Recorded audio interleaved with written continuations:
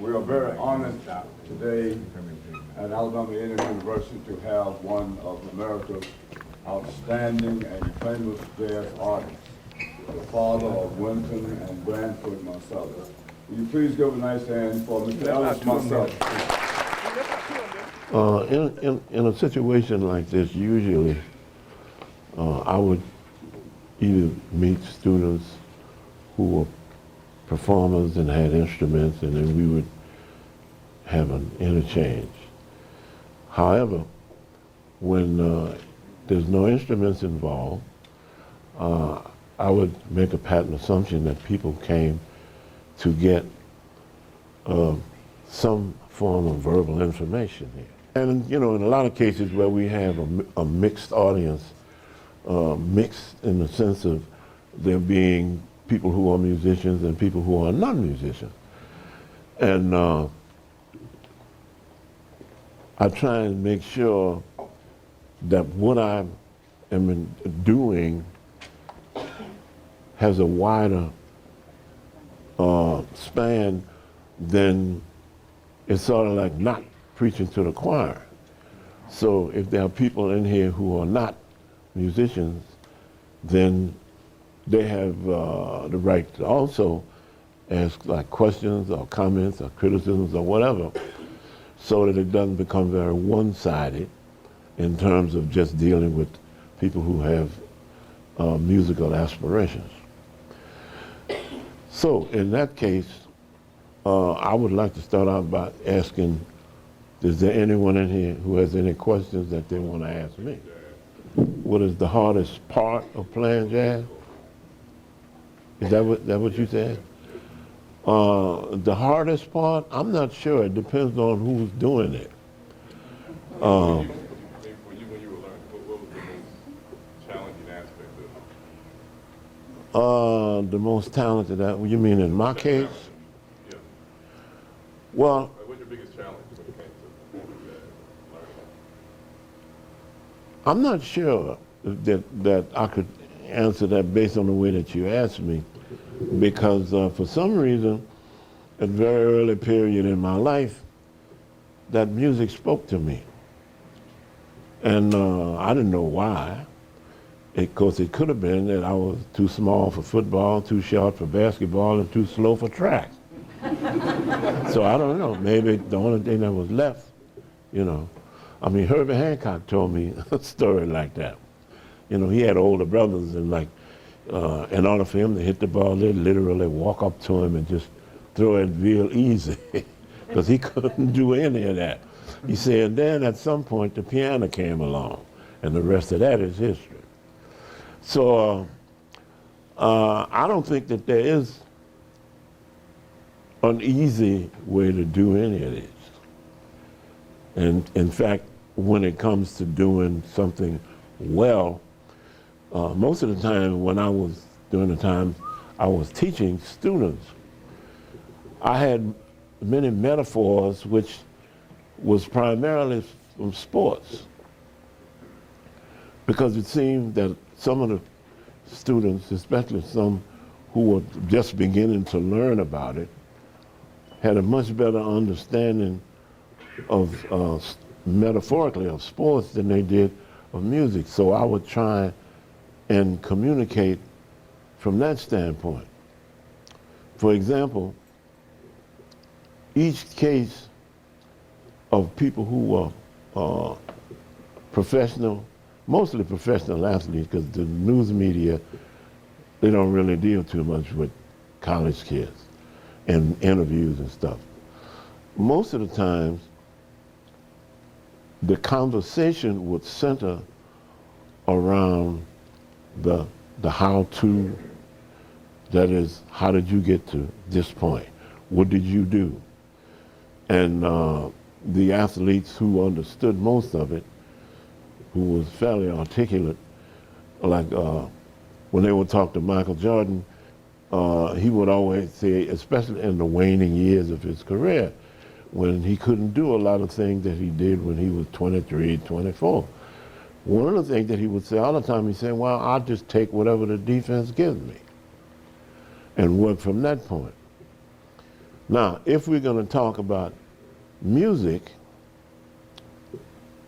then the very first thing that you have to do, you have to learn how to play the instrument. Whatever the instrument is, you have to learn how to play it. So that means that you have to study in ways in which would maximize your opportunity to master that particular instrument.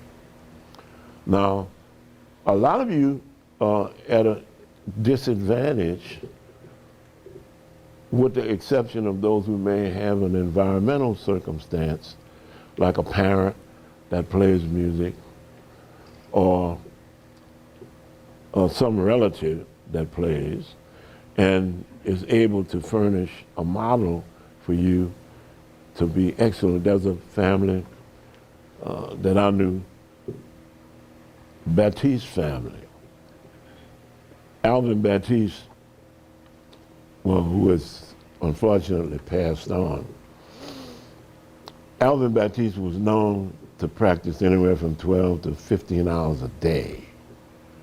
When he was with Ray Charles' band, after the job was over, he'd sit on the band bus and practice his clarinet.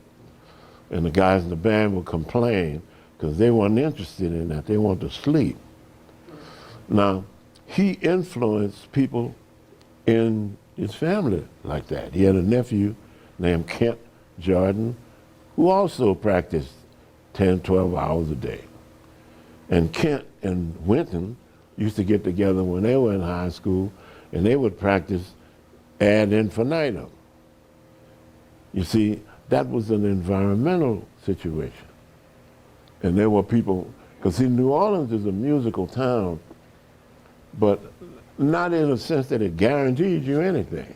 Because there are a lot of people in New Orleans who get instruments and they don't really do much with them. I think eventually they find out, well, man, I gotta practice. And that doesn't necessarily bode too well with them. But at any rate, how many aspiring musicians do we have in this audience? Okay, boy, this is great. What is your instrument, sir? Trumpet and saxophone. Trumpet and saxophone. Now, how do you approach practicing trumpet and saxophone? What do I mean? All right, let me see if I can put it another way. We got about 24 hours in a day, and a certain part of that is due to sleeping. And if you're enrolled in an academic institution, another part of that time is about studying whatever it is that you have to do to remain in the institution. So I wouldn't know your schedule, so therefore I wouldn't know how much time you had to do those other things, you know, like sleeping and eating and studying and all of that. So if you're playing trumpet and saxophone, how do you devise ways in which to practice both instruments? I can't hear you. I practice about 10 hours a day. You practice 10 hours a day? And you in school?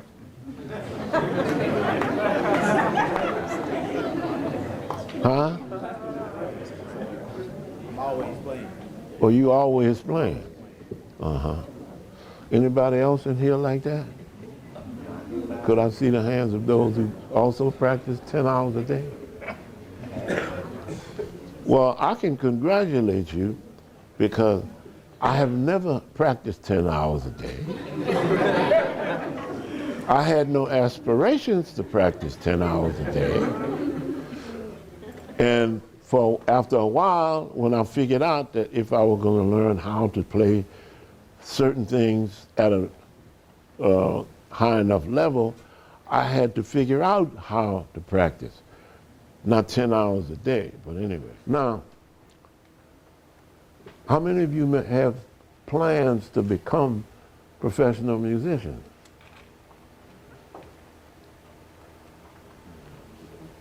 No, young man. What is your instrument?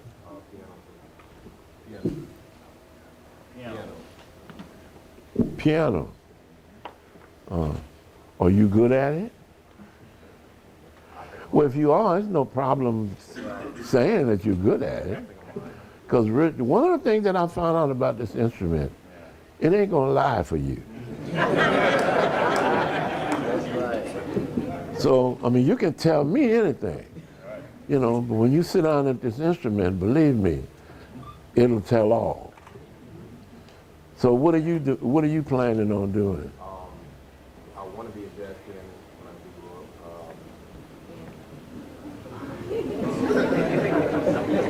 I grow up. You say you want to be a jazz pianist? Uh-huh. Why?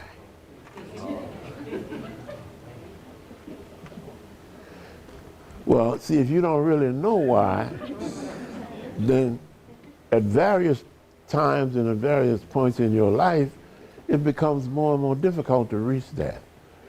Because when it's time to practice, when it's time to make those certain kinds of commitments, you know, when it's time to tell your girlfriend, well, look, I can't go right now, I gotta practice. And, you know, all things related to things in your life, see, you have to really know why you want to do that. Okay, so you think about that. In fact, this instrument here, I want to hear you play it.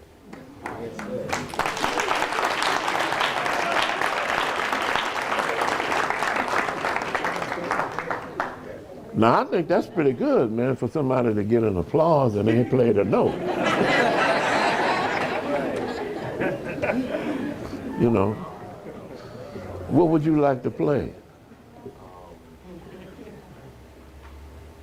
Oh, you want me like right now?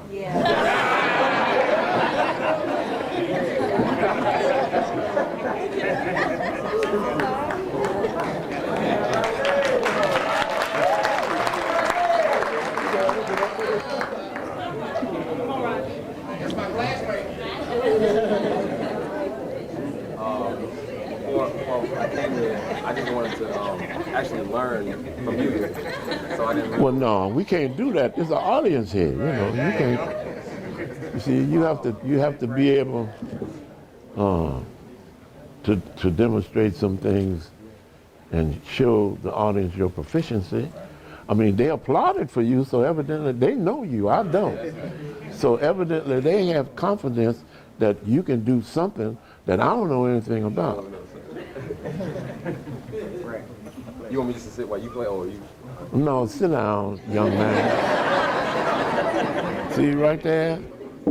Okay, now, as the coaches would say, this is a piano.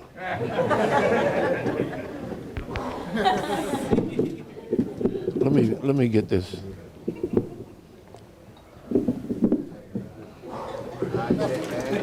All right, now. Take a breath, chick. Take a breath. I didn't prepare any standards. I'm sorry about that, sir. But Well, it's all right. One of the things that I find out that in any given circumstance, you can only play what you know. All right? So maybe if the C major scale, I don't know, or whatever.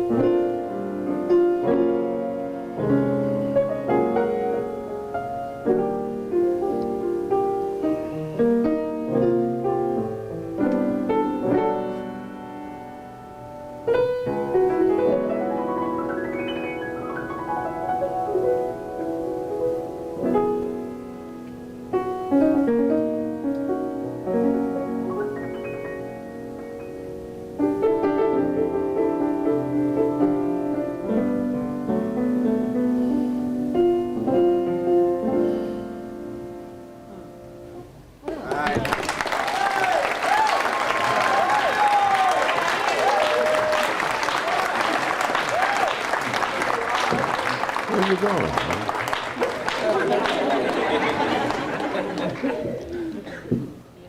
I'm curious. Do you play in a church? Yes, sir. Yeah. It's obvious. No, I don't mean that as a negative now. So it's just that it was obvious to me when I heard you that you played in a church. I didn't have the good fortune to do that. The church I was in was an AME church, and they was very strange back in them days. Very strange. Like all of the guys that I knew who was playing in the Baptist church was hip.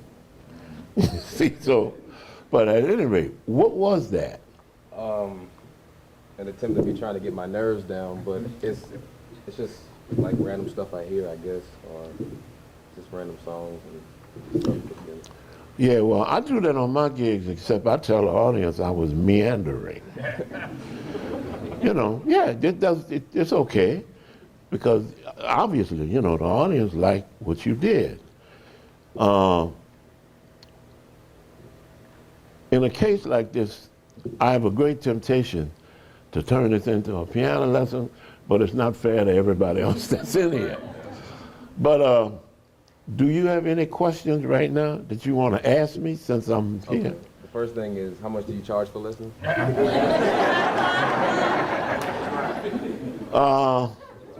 Well, first of all, you live here in Huntsville? Well, I live in Florida, but I go to school here. Yes, sir. You live where? In Florida, but I'm just at school here. What part of Florida? Close to Orlando. It's called a town called Edenville. Are you aware of the program in Tallahassee? No, sir. Since you're from Florida, it might be good if you would check that out. They have a good jazz studies program there. And I think they have a graduate program there. But anyway, there are a few institutions, and which could very well be right here, in which you can learn a lot. Do you play with people here?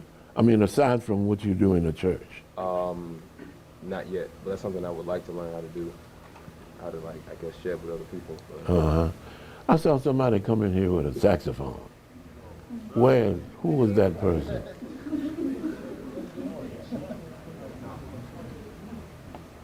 Okay. You want to bring your saxophone up here?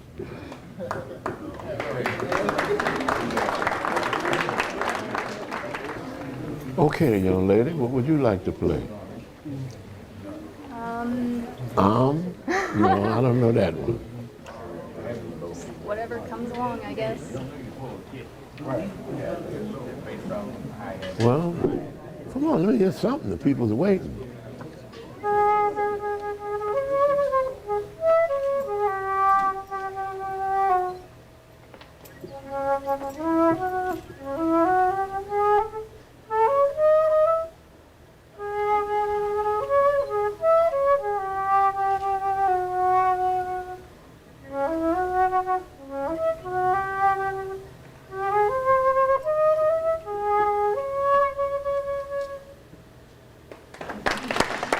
What was that?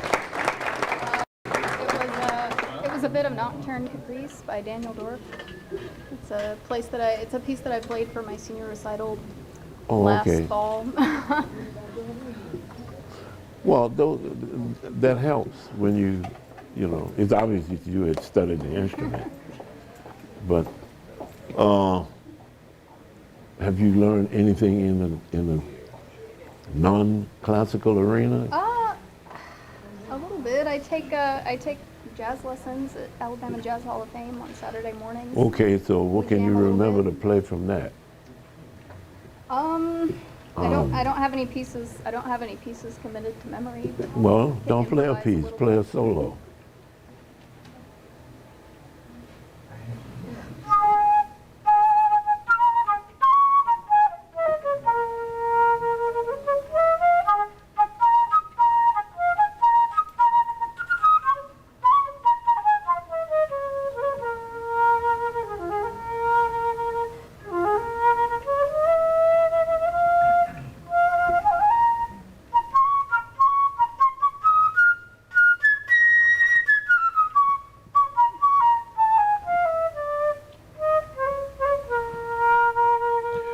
did you hear what she was playing? What would you play as an accompaniment to what she played? First of all, what key was she in? Sounds like B flat. Maybe so. I don't know. Might be. Okay, are you tuned up with this? Can I get maybe a A minor chord?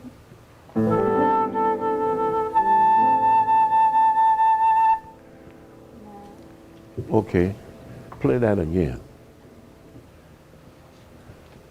Sorry, I won't be able to replicate it, but.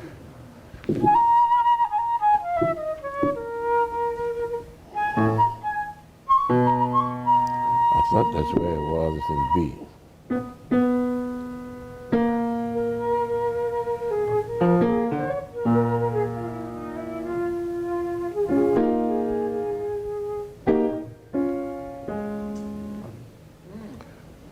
All right.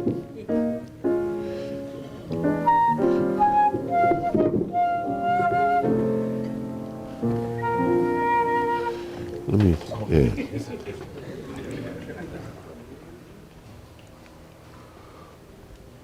I see you got that trombone, right? All right. All right, play that again. Now, I'm going to attempt to accompany this young lady. I have no idea how this will come out.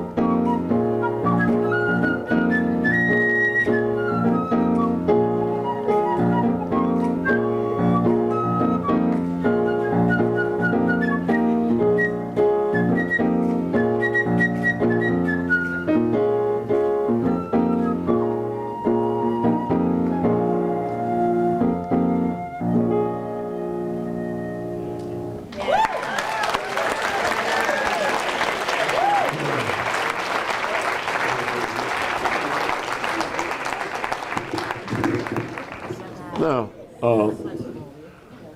what you just heard was a bit of improvisation in which, oh boy, we're gonna have a band in here. How do you wanna play?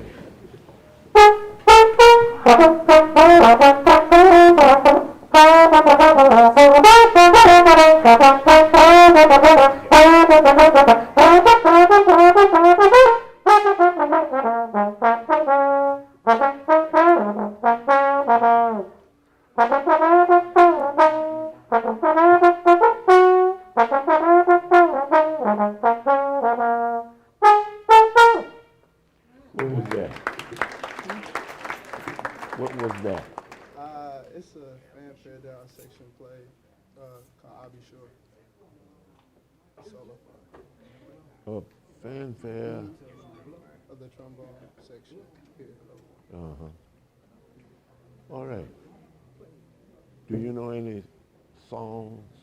I play piano. I don't know any songs. What do you play on the piano? Ragtime. Huh? Ragtime. Ragtime? Like what? Make Believe Rag. Oh, okay. Would you grace us with the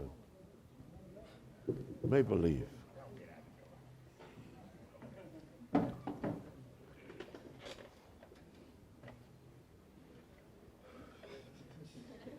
Do it, my brother.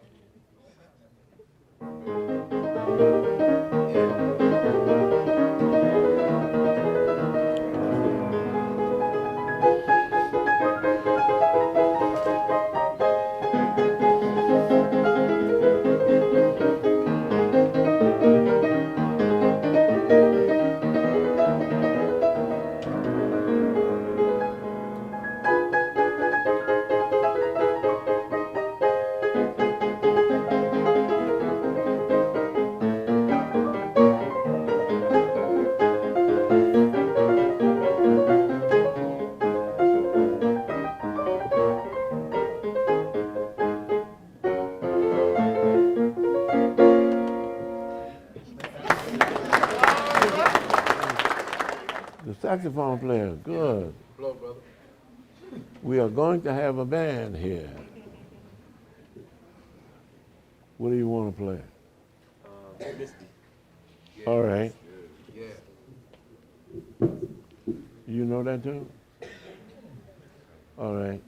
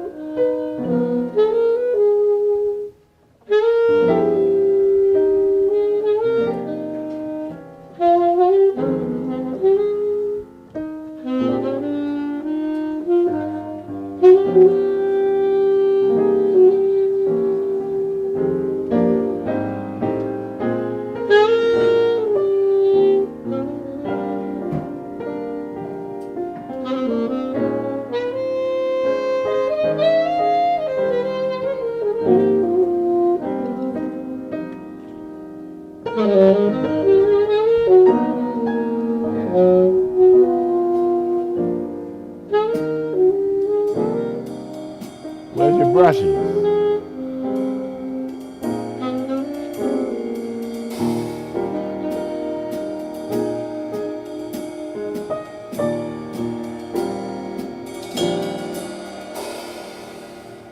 Okay, let's see. Okay, this is B flat. Now, what I want you to do is to play these notes.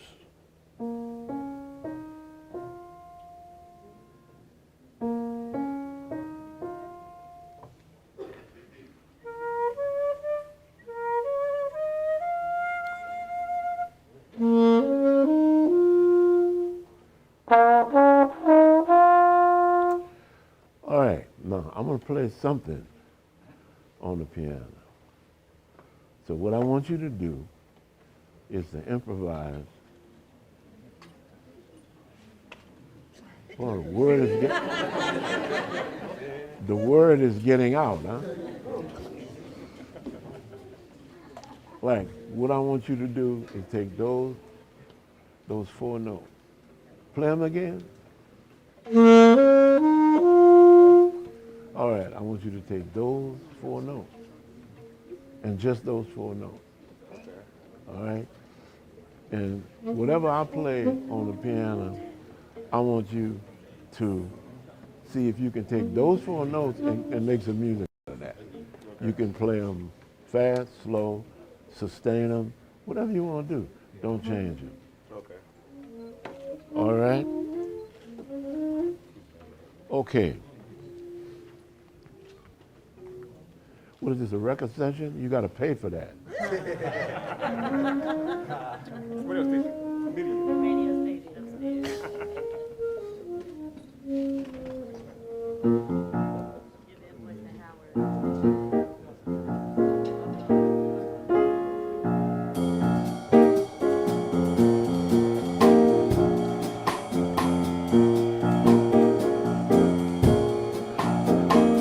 All right, whoever's going to be first.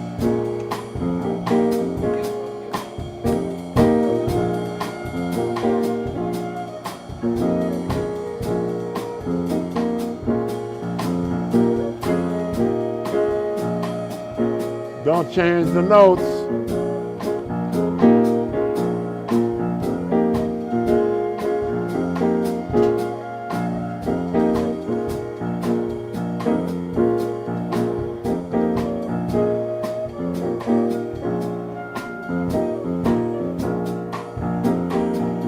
All right.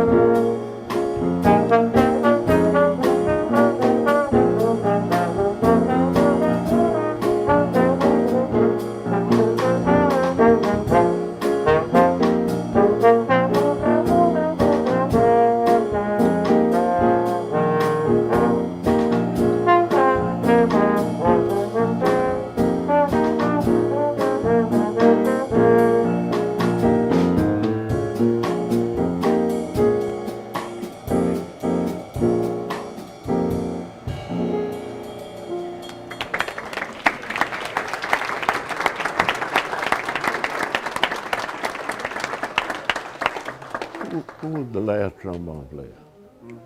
You were the last trombone player? Now, do you remember what each of them was asked to do? To play on those four notes. Huh? To play on the four notes. Yeah. Did you do that? I mean, it's very important for you to understand that you didn't do that. Of course, maybe you thought that I couldn't hear that. I don't know. I mean, I've had, students like that too. But at any rate, what did you learn from that you just played? It's a little small exercise. What did you learn from that?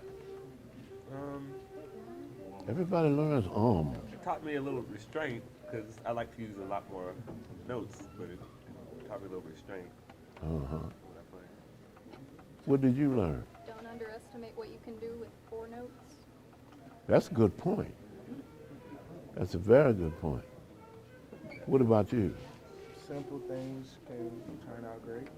Huh? Just taking 4 simple notes can make a big solo. Uh-huh. Did you, Yeah, that was. you didn't play, did you? Yeah, I played. Oh, okay. What did you learn? That it don't take much to improv or make a good solo. Those 4 notes can make a great solo in itself. Yeah, part of that's true. What did you learn? They said everything I was thinking of. They said everything you were thinking of? Yes, sir.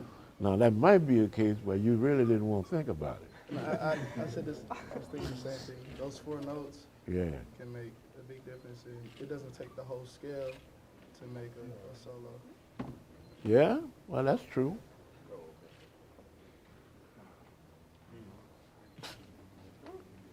All right. Well, I already found out about you. Okay.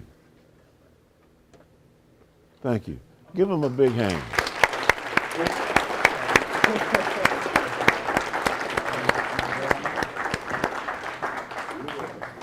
Oh, question. Why did I choose those 4 notes? Those are the first 4 notes of what is commonly referred to as the blues scale. And usually limiting, there's 2 things that happen. One is when you limit the students to a certain amount of notes. Sometimes I just use straight scales like C, D, E, F, G. But in this particular case, it was mainly just to pick 4 notes that I wanted them to adhere to. And the ones who were here had already played some things which indicated that it would be relatively easy for them to hear those 4 notes. Is that anybody else? When it's the piano's turn to solo, how do you know when you should only play like a solo or when you should chord, or how do you go about the piano solo? When Like, you see, when I play a solo, like if it was the piano's turn to do a solo, how would you know when to chord with one hand and solo with the other, or to just chord, or like how do you go about the whole solo process when you have 2 hands? all right. Did everybody hear what he asked? All right. First of all, when you are playing a solo as a piano player, you are making musical statements, and with primarily with your right hand. With the left hand, you use as an accompaniment. So that means that the first thing that you have to do is you have to work out specifically the harmonies that you're going to use in playing whatever you're playing. If it's the accompaniment to a vocalist or the accompaniment to an instrumentalist, you have to work that out. And when you get ready to play a solo, what you have to do is make sure you understand how you're going to voice whatever the chords that you're going to use. You see? Now, one of the things that's important, and it'd be very difficult to get into it, is the students that went to that school, that high school. But at any rate, the philosophy of that high school was very simple. The students that we auditioned, and by the way, we had no selective process. We auditioned everybody who came. It was a public school. The students who came, we felt incumbent upon us to make sure that we prepared those students to make decisions about their life pertaining to whichever discipline that they were involved in. Which is to say that if a student finished from this high school and was ill-prepared to go into any major conservatory, we have failed. Not that if they go, the point is, are they prepared to go? When it's time for the audition, you know, when Winton auditioned Second Son to attend the Juilliard, it was a 3-day audition. And like a lot of young kids in the school, they was asking, where is this dude coming from?